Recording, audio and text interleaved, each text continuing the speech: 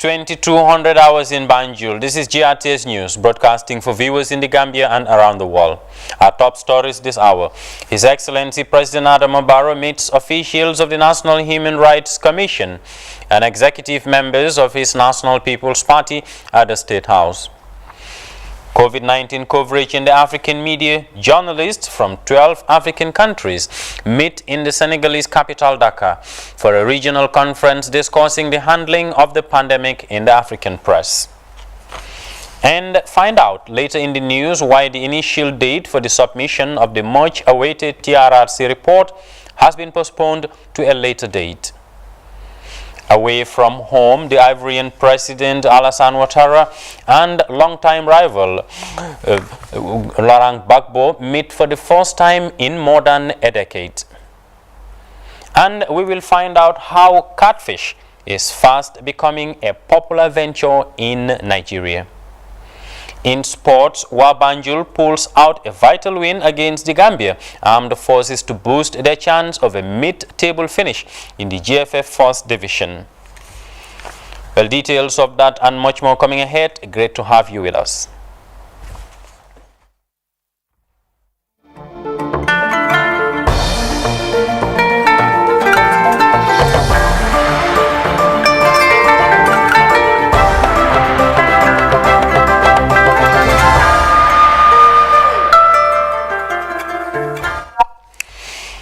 My name is Momodin Jai. It's great to have you here. We begin with His Excellency President Adama Barrow, who received top officials of the National Human Rights Commission at the State House on Wednesday to discuss the country's human rights status.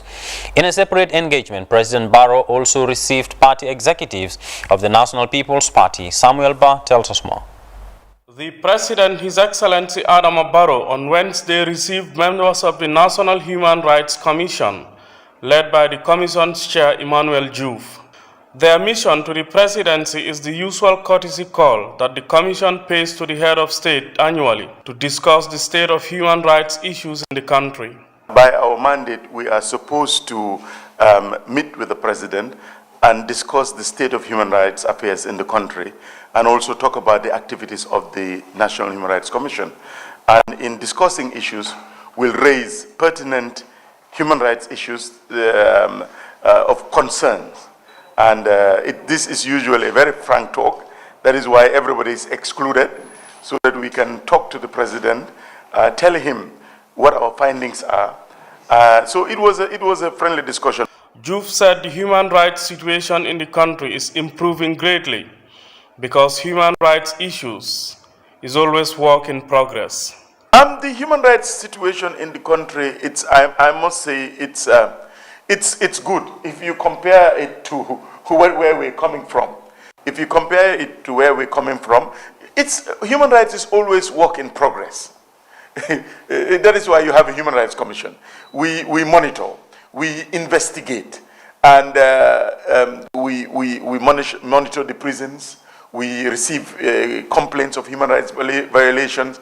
And if you, just to answer your question, it's a much improved situation as we had before. The Commission, in another development, also engaged President Barrow and party executives of the National People's Party on the Commission's concerns regarding the upcoming elections. We are at a very important and crucial period in the history of this country. It is election year, the election circle. So we also met with the NPP. We are meeting with all the political parties. We've started that yesterday. Tomorrow we'll even meet with the UDP. So the second part of the meeting also gave us the opportunity to talk to His Excellency and his party executives about our concerns concerning the elections. As you know, elections they evoke a lot of emotions and passions. And the whole process of registration, the whole process, we're going through the campaign period very soon. And it's important that we have a level playing field. It's very important that party leaders talk to their supporters, their party militant stalwarts. We as the National Human Rights Commission, we monitor the media. We monitor social media, and we have observed that there is a lot of profanities, hate speech. bordering on incitement to violence. So this is what we were also discussing. His Excellency, the party leader and Secretary General, welcomed the initiative, and he indicated, of course, that as a party and as a party leader, then the President of the Republic, it is a responsibility to ensure that the elections is conducted in an atmosphere of peace, in an atmosphere of free, fair, and transparent, and that to that effect, as we move forward, all party leaders and politicians must be responsible and must be responsive. And they must be accounted for their actions and their deeds and their comments. The National Human Rights Commission has commenced an interface with party leaders on the need to talk to their supporters to dissociate themselves on issues that may lead to violence. Samuel Ba, GRTS. A two-day COVID-19 training on the theme handling of the COVID-19 pandemic in the African media is underway in the Senegalese capital, Dakar. The forum, which brings together participants from 12 African countries, is organized by the African Union Broadcasting Network to exchange ideas and form a strong force in the fight against the coronavirus pandemic, with a focus on the continent's response to the pandemic. GRTS's Mama J is attending the training and filing this report from Dakar. The COVID-19 Back to Basics Forum, championed by the African Union Broadcasting, seeks to equip participants with the requisite skills and knowledge to learn the basis of the global virus in order to effectively sensitize the people accurately. The Chief Executive Officer of the African Union Broadcasting, Gregory Ndanjaka, remarked that COVID-19 has caused a lot of destructions in the world and claimed many lives, hence the need to find a more strategic approach to fight the global pandemic. According to the AUB CEO, more than 4 million people have lost their lives to the deadly virus. While scientists are hoping for a miracle breakthrough in finding a permanent cure for the COVID-19, the media should endeavor to raise awareness and provide accurate information to the public, Gregory added. Many countries in Africa are currently going through the third wave of the COVID-19, with Southern Africa as the most hard hit, said the representative from the World Health Organization, Dr. Christian Itama, who joined the program via online.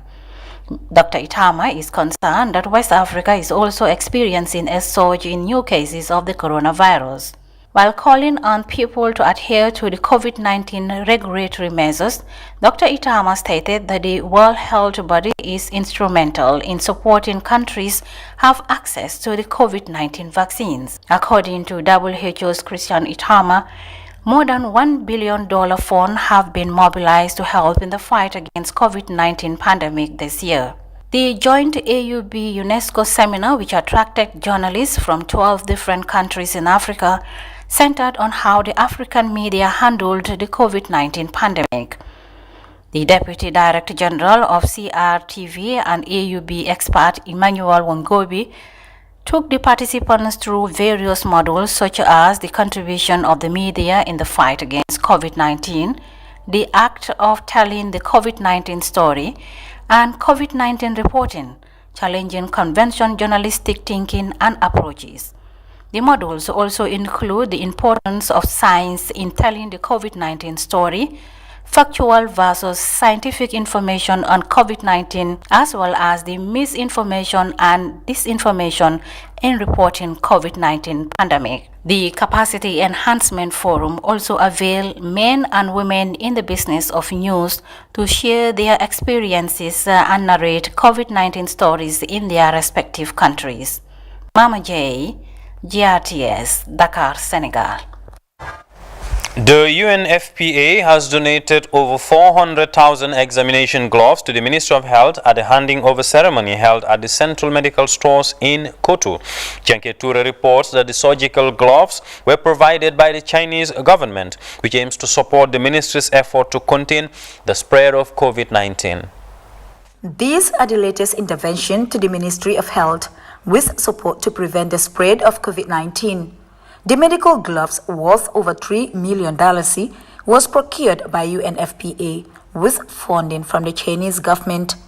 Kunne Adenei, UNFPA country director, said the gesture came at a time when COVID-19 crippled the healthcare system of the Gambia, adding his office will continue to support national COVID-19 efforts.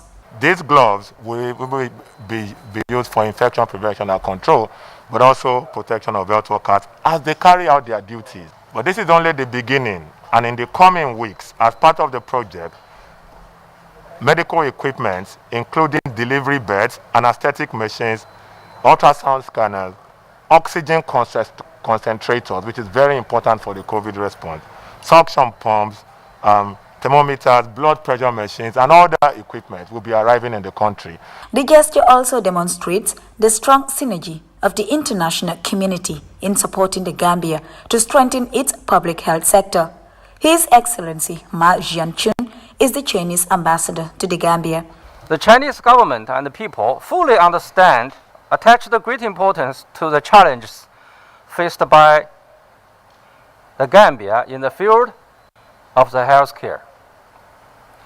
China is willing to help Gambia improve its medical and health level through medical equipment and medicine donation.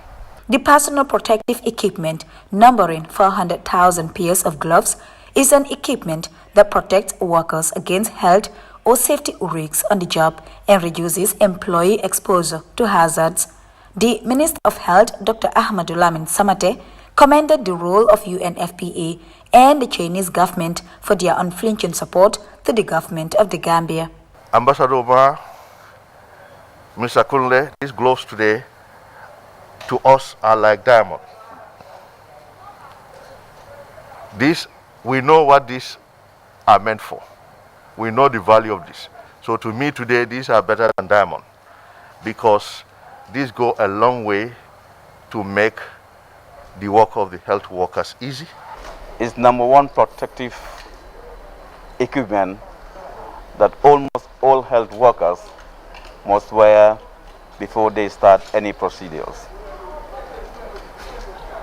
It's so vital that without it, most, if not all, the procedures happening at health facilities will come to a halt. Minister Samate further highlighted the significance of the items and urged beneficiaries to make good use of the gloves. We also want to appeal for rational use of these gloves. Now that we have so many, over 400,000 pairs, it doesn't mean that they should be wasted. Let us use them rationally so that they can serve the purpose for which they are brought, so that they can stay long, so that when we need them, we have them available. And now that we've all known they are available, we use the opportunity to urge all heads of health institutions, government health institutions of course, to ensure that these gloves are available in their facilities. They are here, but if they are not requested for to get to the facility, they will not get there. This cooperation will further strengthen the national COVID-19 response and ensure the continuity of essential health services for all people across the country amid the pandemic. Janke Ture, GRTS News. The chairman of the Truth, Reconciliation and Reparation Commission, Dr. Lamin Sise, has briefed the press on the submission of the Commission's final report. Following the end of public hearings of the Truth Commission on May 28, 2021, the Commission, which was set up to probe into alleged human rights violation during the former regime, has been busy compiling its final report for submission to the President of the Republic of the Gambia, pursuant to Section 29(1) of the 2017 TRRC Act. The date for the submission of the report was initially scheduled for July 12, 2021, but later postponed to another date. Here is an excerpt. The Commission, the Attorney General and Minister of Justice, and the Office of the President, after consultations, agreed on 12 July 2021 as the date for the submission of the final report to the President. However, the Office of the President informed them subsequently that due to the previously arranged engagement, the President was not available to receive the Commission on the 12th of July and therefore proposed the new date. Accordingly, and following a meeting between the chairman of the Commission and the Attorney General and Minister of Justice, the Commission suggested a new date of Thursday, 30 September 2021 as the date of submission of the final report of the TRRC to the President. The Attorney General, in his capacity as the line minister for the TRRC, confirmed the new date on behalf of the Office of the President. He assured the chairman of the TRRC that the government will fully fund the extension requested to complete the report. Considering that the Commission received 2,600 statements and heard testimonies from 393 witnesses covering 16 themes, the report writing process was a daunting task for the Commission. The work to be continued during the 8-week extension period involves the finalization of the following: 16 volumes, each containing overview, findings, and recommendations on the following: A, soldiers with a difference; B, 11 November 1994 extrajudicial killings of security officers;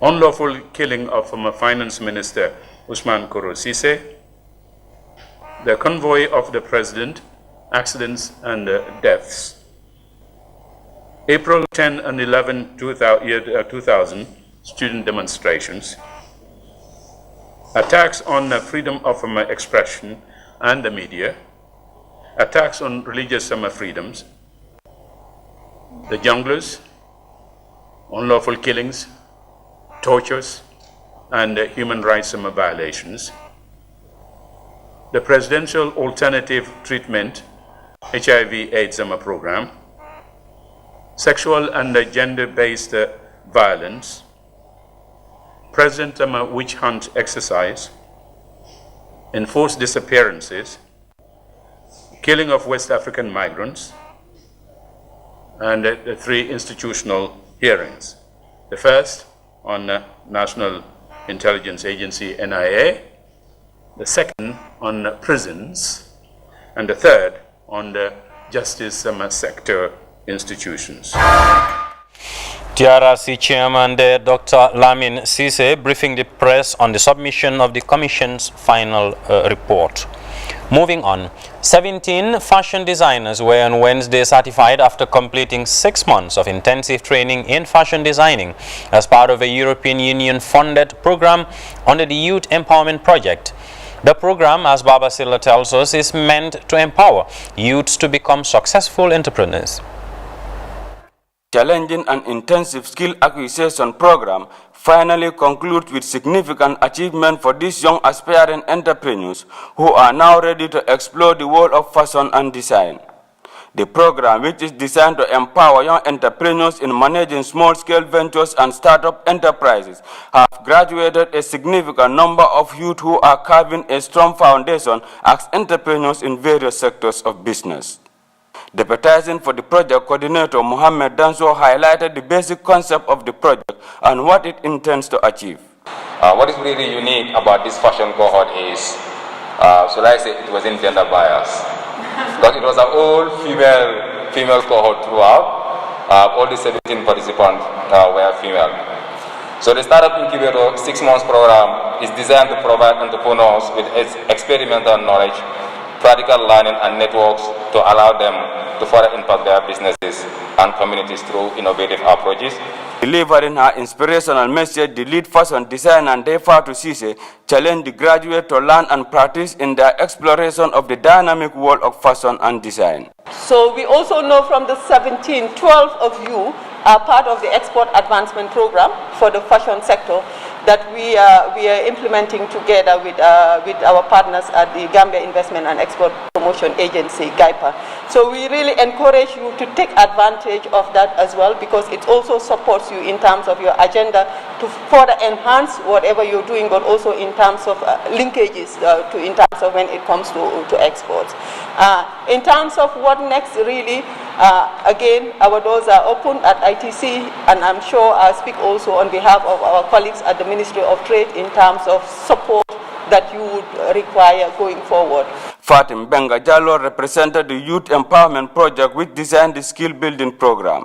So we really encourage you, again, make use of the knowledge that you, and I wouldn't say only knowledge, but also the tools that you have been able to learn through this program, but also really work together, and I would say also be ambassadors in your sector, but also in terms of the communities where you come from, because we also always encourage that people we work with also see how best can they give back to the communities that they come from in terms of whatever they have been able to learn. The graduate also took the platform to share the challenges faced in the program and experience they went through during the intensive 6-month mentorship. Unraveling its latest business startup graduates, the Youth Empowerment Program continues to support youth ventures into gainful skills industries, providing expertise through mentorship aimed at boosting self-employment. For GRTS News, I am Baba Silla.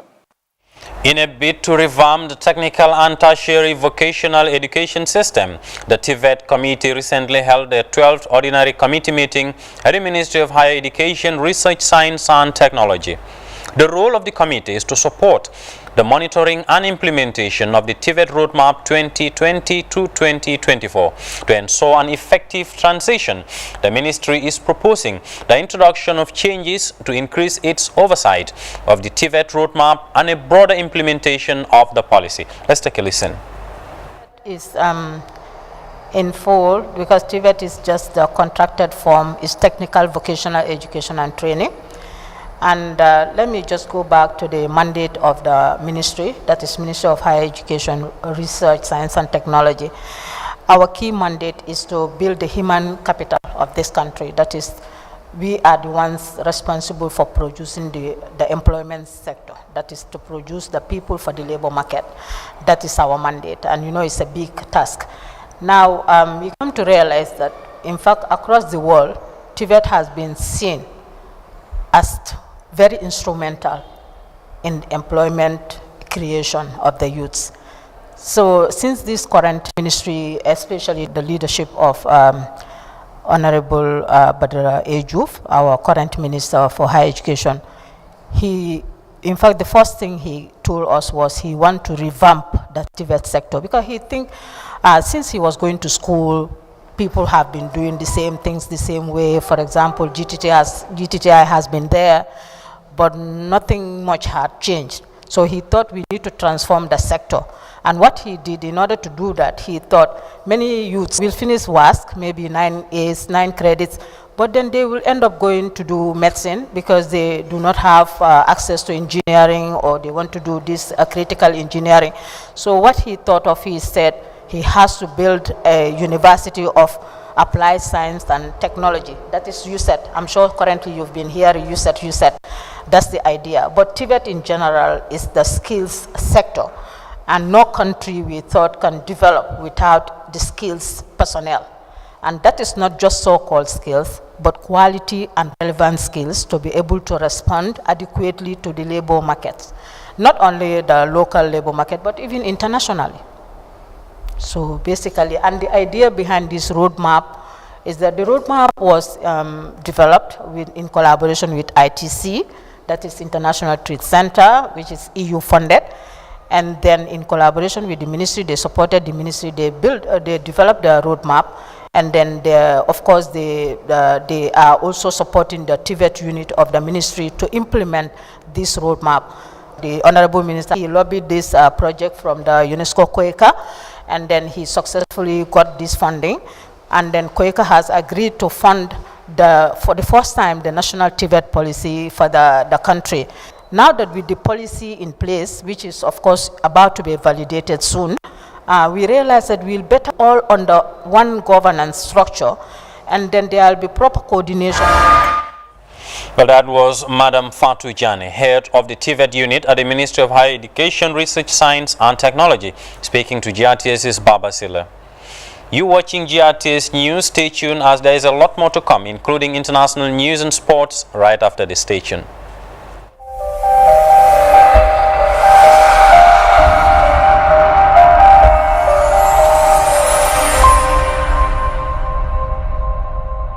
Welcome back. We start the internationals in Cote d'Ivoire, where President Alassane Ouattara and longtime rival Laurent Gbagbo have held their first meeting in more than a decade. The meeting between the president and his predecessor is part of efforts to ease political tensions in the West African country. Cote d'Ivoire plunged into a bitter civil war over 10 years ago that saw over 3,000 deaths and massive displacement. The conflict follows Gbagbo's refusal to concede defeat after losing the 2010 elections. The former Ivorian leader returned from exile in June this year after the International Criminal Court dropped charges against him. Ouattara and Gbagbo have vowed to push for peace and reconciliation. I think that it is important for everyone to understand that we decided that it is important to re-establish trust and to make sure that all Ivorians reconcile and trust each other. These events were painful, there were too many deaths, and this should be behind us, and we should now work towards the future on cohesion and reconciliation. I am hoping that from time to time we can have more meetings such as this, in which we will clear the air in the country. As far as I'm concerned, I insisted with the President on the subject of the prisoners who were arrested at the time of the crisis of 2010-2011 who are still in prison. I told the President I was their leader and I'm not today. And they are in prison, and I would like for the President to do what he can do to liberate them. To the United States of America now, where the first hearing into the January 6th attack on the U.S. Capitol has been held. The U.S. House Committee is leading the investigations. 4 police officers told lawmakers they were beaten and chanted with racial insults. The officers called rioters terrorists who were engaged in what they called an attempted coup. CGTN's Nathan King has more from outside the U.S. Congress. An emotional few hours of testimony. You know, there have been lots of political arguments about exactly what happened here on January the 6th in the months that have followed, but this really took us back to the day, the violence, the confusion, and the sheer horror about what could have unfolded had not these brave officers intervened. One talked of 4 tours in Iraq and never facing anything like this. Another talked of being called the N-word.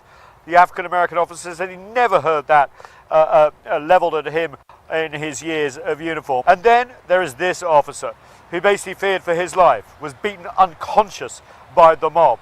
He was electrocuted with his own taser, and they tried to steal his gun and shoot him. I was grabbed, beaten, tased, all while being called a traitor to my country. I was at risk of being stripped of and killed with my own firearm, as I heard chants of kill him with his own gun. I could still hear those words in my head today. Now, many of the members of Congress sat silently, not known to do so during hearings, but the testimony was just so powerful. For a moment, you could feel the political divisions ebb away as we were listening to this heart-wrenching and tearful testimony at times. And one congresswoman who fled political violence in Vietnam said this was really a testament to how much that the US democracy was under threat on January 6th.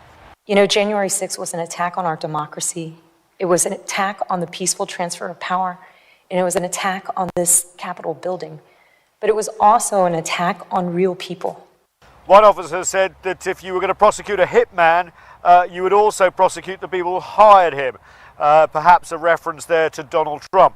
What will happen in these hearings? Well, we don't know. There will be subpoenas, witnesses will be called. They haven't ruled out the former president, but the bipartisan wrangling really has marred this select committee from the start. As you know, it was meant to be a commission. It was meant to be bipartisan. It didn't pass the Senate. The members put up for this committee in the House were rejected by the Democrat. There are 2 Republicans on it. Liz Cheney, the most famous, the daughter of the former Vice President Dick Cheney, and she broke with her party, lost her leadership positions because she says the Constitution is more important than party. Although such a commission was opposed by my own leadership in the House, it overwhelmingly passed with the support of 35 Republican members. It was defeated by Republicans in the Senate. And that leaves us where we are today. We cannot leave the violence of January 6th and its causes uninvestigated. So will this be a moment for Americans to reflect on the fragility of their democracy and also the fact that what happened here on January 6th didn't just reverberate across America but the world as well? Will lessons be learned? We'll have to wait and see in this very divided Washington. Nathan King, CGTN, just outside the US Congress. And now to Nigeria, where catfish farming is fast becoming a popular venture. The agriculture subsector is set to provide between 150 to 250% return on investment if well managed. As CGTN's Kelechi Emma Kalam reports, vast opportunities abound in the sector for budding entrepreneurs. For a decade now, Emmanuel Nwosu has been running his catfish farm in Nigeria's capital, Abuja. The huge aquaculture business has been earning him some good profits. The 62-year-old uses the artificial hatchery method he produces and supplies to other farmers. He harvests over 60 metric tons of catfish yearly and makes good profits. If you start from the beginning, in other words, you hatch by yourself, you stock by yourself, you farm by yourself, you sell by yourself, you make more profit. Because by the time the fishes, the hatchery is up to 4 weeks and above, you have not spent up to 10 to 15 naira per one. If you stock from there and begin to feed, you are sure you are going to make more profit. If you are farming yourself, you are sure of making 30% profit. Very sure. Catfish accounts for 80% of Nigeria's aquaculture output. Fresh, smoked or dried, it's a favorite for many local delicacies and highly sought after by the pharmaceutical industry. Nigerian local fish demand stands at 3.6 million metric tons yearly, but production remains low at 1.1 million metric tons. Been underperformance of the catfish sector in Nigeria, and so we're not able to meet up with our local demand. There's a huge market for catfish production in Nigeria, even in terms of export, in terms of even local consumption. With the deficit in production, we need at least 400,000 new catfish farmers every year to be able to meet up with local demand. Nigeria currently exports about 100 metric tons of catfish yearly. An expansion is much needed as it provides a viable option for export earnings. In the Americas, in the Middle East, and even in the Europe, there's a huge market for Africans that are there, even for Nigerians that are migrated to those countries. They yearn for the catfish, and then there's a huge potential. Though a profitable venture, catfish farmers complain that factors like the high cost of feeds, climate change, and bacterial infections affect their yield. Nigerian government has been making diversification efforts from crude oil and investing in agriculture. Experts say governments investing in farmers' trainings and localized feed factories will help farmers like Emmanuel Nwosu boost production and maximize profits. Kelechi Emekalam, CGTN Abuja, Nigeria. Overall, reports suggest that tens of thousands of people have been forced to flee their homes following heavy fights in Ethiopia's Afar region. More than 8 months of conflict between government forces and rebel TPLF fighters recently spread from Tigray to the neighboring Afar region. Here is CGTN's Girum Chala. Hard to verify in the Tigray region due to the unavailability of telephone services there. But reports suggest forces loyal to TPLF have attacked strategic locations in the Afar region. And as a result of the confrontation against government force, many people have left their residence in search of safety and shelter. The sources say TPLF militia had aims of controlling the strategic Ethiopia-Djibouti corridor. However, the Ethiopian National Defense Force has reportedly responded to the attack and averted the threat. Similar confrontations have also been reported in several locations bordering the Tigray and Amhara regions. The international community continues echoing its worries over the deteriorating humanitarian situation in Tigray. Despite a unilateral ceasefire declared by Addis Ababa last month, the conflict seems to be far from over. Grumjara CTN, Addis Ababa, Ethiopia. We will be back with the sports news in just a moment. Stay with us.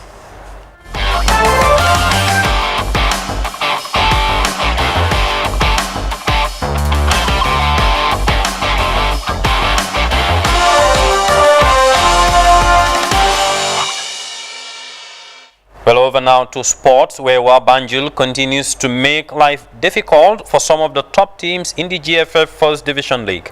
The Banjul-based team secured a 1-0 win over the Gambia Armed Forces in round 25. Farmer Abaji watched the encounter at the Independent Stadium in Bakau, and this is his report. They might not be one of the most experienced sides in the league, but they are a difficult team to play against. Smaller in size, but full of technically gifted players, Wabanjul have proved difficult for many of the top teams and were once again a hard nut to crack against the Gambia Armed Forces in this Week 25 encounter. In a game where the focus of both sides is to improve their league standings, Armed Forces tried to destabilize Wabanjul in the opening moments, but Wabanjul survived the early start and started piling pressure on the Khaki boys. In the process, they created but squandered several good scoring opportunities. One of the highlights of this encounter was the eye-catching display of Wabanjul's Mohamed Salih Jallo, one of the most talented and composed young stars in the First Division League. His movements always left the soldiers struggling to contain him. GAF utilized their physicality to their advantage for most part of the game. Anytime Wabanjul tried to trick, they found it difficult to penetrate the GAF defense. Ultimately, in the 85th minute, Wabanjul's outstanding Mohamed Salih Jallo produced a moments of individual brilliance to score the only goal of the game. The youngster tricked the guard defense before unleashing a powerful drive into the top roof of Bakasise's net.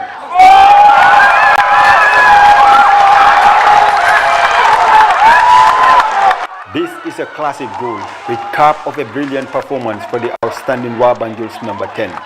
The remaining 5 minutes was not enough for GAF to stage any fight back, as Wabanjul held on to a 1-0 win for Abdunjai and his charges.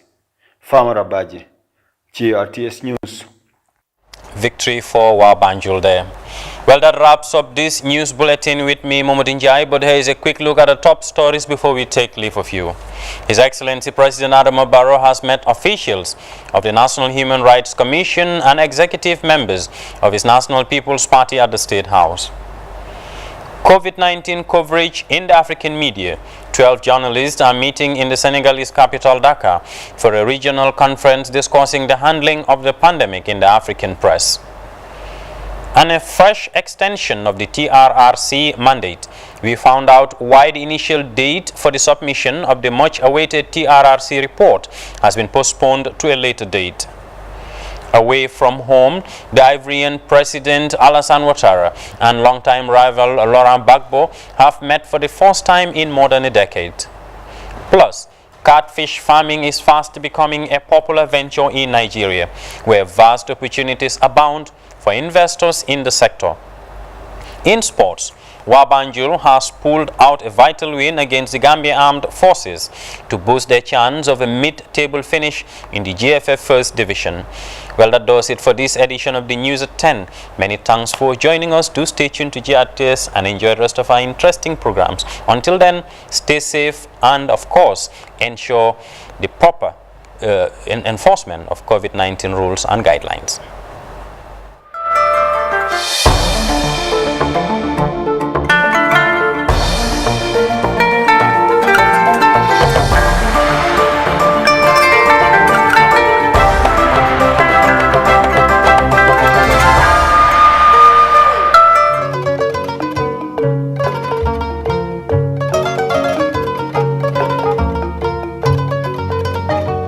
World Health Organization and Ministry of Health be jamiri on yo on kabban maskeji mon he kala ɗum mbawɗon wonde e palasuji mon. Coronavirus COVID-19 nde kala ɗa wawi haɓɓum masque ma ndako ɗum dadnoma e jogina ɗum na ɗum raɓa yimɓe. Kala haade ma haɓɓum masque ma o lood juuɗe ma ndiyam e sabunde puɗɗa ɗum haɓɓu. Sa itti ɗum nen lood juuɗe ma e ndiyam e sabunde. Walla ƴetta gel moma ɗum he juuɗe ma woni o alcohol based sanitizer. ko fawi ko henne woni haɓu masque ma ninno poɗɗa ɗum haɓɓir hunduko ma ko wona he nder masque he kine maɗe ha he ware ma te masque o yo hawru nanga yeso ngo rok wata haɓu masque o tawa nde yakki walla tambo boni nde kala nde masque ma o yakki weddo ɗum mbaɗa feere keɓa goɗɗo masque keso laaɓɗo ndentoɗa noon wata juuɗe ma memde masque o nde kala nde jiɗɗa ittude masque o wata nangu he yeso walla nanga he nder nangu he ɓoggi masque he rek woni ɓoggi ɗiɗi ɓornotoɗa masque o he noppi ma he sa itti ɗum noon ha pari nanna ɗum he ndiyam gulɗam e sabunde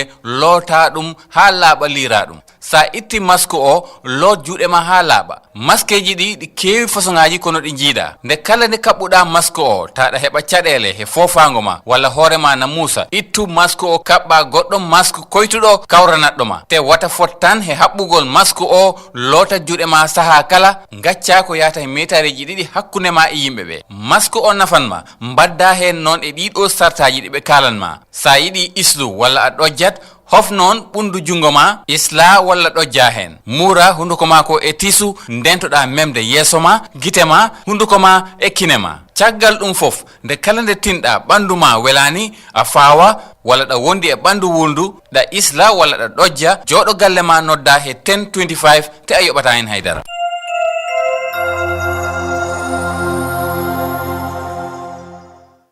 Kano Maksaya, Banon